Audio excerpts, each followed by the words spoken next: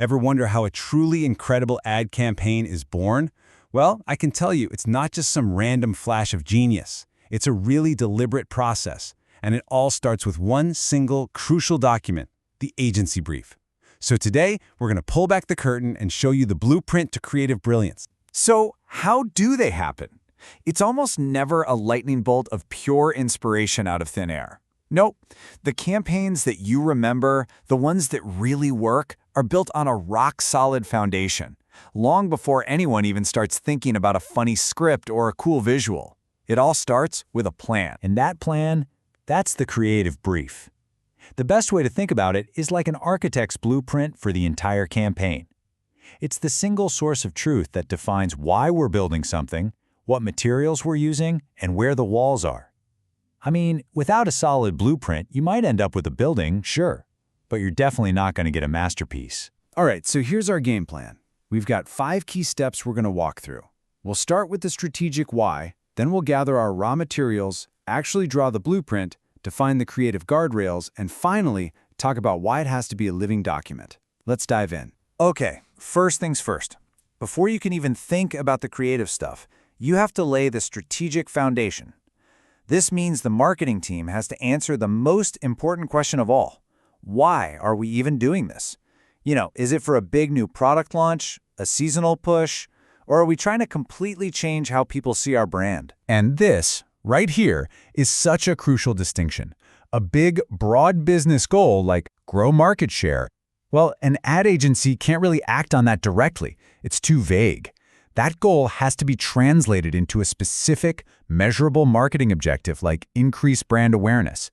This is where you go from what the business wants to what marketing has to do to make it happen. Okay, so once we know our why, it's time to gather the raw materials. Now, for a creative brief, those materials are insights. We're talking about those powerful consumer truths and compelling reasons to believe that are going to fuel the entire creative process. This is the good stuff. So where do you find these golden nuggets of insight? Well, they come from a few key places. You've got your classic consumer research, like surveys. You've got your own internal brand data. But you also have to look outside, right? What's happening in culture and what are your competitors doing? You need all of it to find a unique space for your message. Now, all that research, all that data, it has to be boiled down into one single powerful sentence. We call this the single-minded proposition. This is the absolute heart of the brief. It's the one thing, the one simple idea that we want our audience to believe after they see our ad. If they remember literally nothing else, they have to remember this. So who are we actually talking to? A great brief goes way beyond simple demographics. We're not just talking about women 25 to 34, no. We're building a rich, detailed persona that brings this person to life. What are their values? What motivates them? What are their real-world problems? This helps the creative team feel like they're talking to a real person, not just a statistic. Okay, we've got our strategy, we've got our raw insights. Now it's time to actually draw the blueprint. This is where we take all that thinking and organize it into the formal, structured brief document that becomes the guide for everyone involved. And a typical brief has a really clear, logical flow. See how it starts big picture with the background, and then it funnels down, getting more and more specific? We move from objectives to the audience, then hit that core creative idea, the proposition, before we get into the practical stuff like tone, deliverables, and budget. Each section just builds right on top of the last one. A good blueprint isn't just about what to build. It's also about defining the boundaries. These are the guardrails. They make sure the final work is on brand, legally sound, and actually, possible to make. Now, you might look at this list and think, these rules are just there to kill creativity. But it's actually the opposite. These mandatories are here to protect the brand.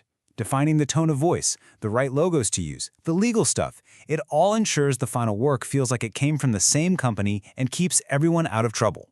And then, of course, we've got to talk about the nuts and bolts.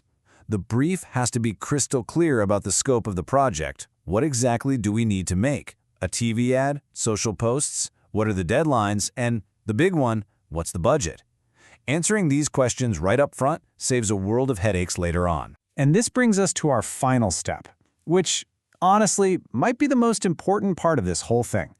The very best briefs aren't treated like commandments carved in stone. They're the start of a conversation.